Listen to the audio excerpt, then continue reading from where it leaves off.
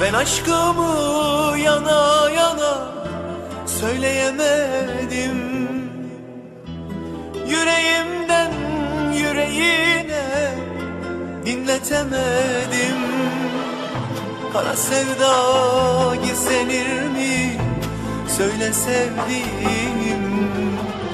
Paylaşamazsam seninle çürür bedenim.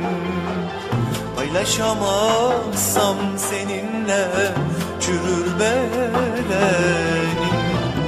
Kara sevda gizlenir mi? Söyle sevdiğim. Paylaşamazsam seninle çürür bedenim. Paylaşamazsam seninle çürür bedenim. Benim canım sevgilim, iyi ki varsın. Allah'ım benden alsın, ömrüne katsın. Bu garip canımdan daha da cansın.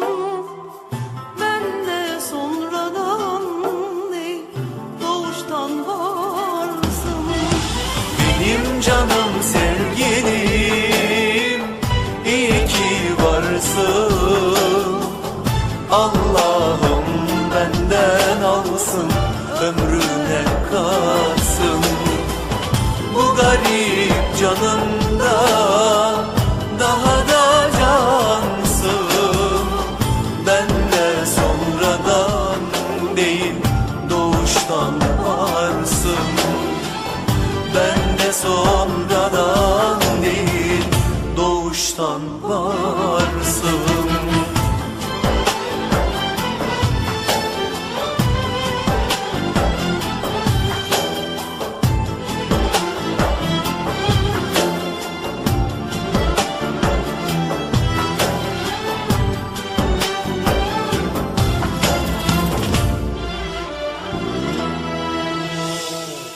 Ben aşkımı yana yana söyleyemedim.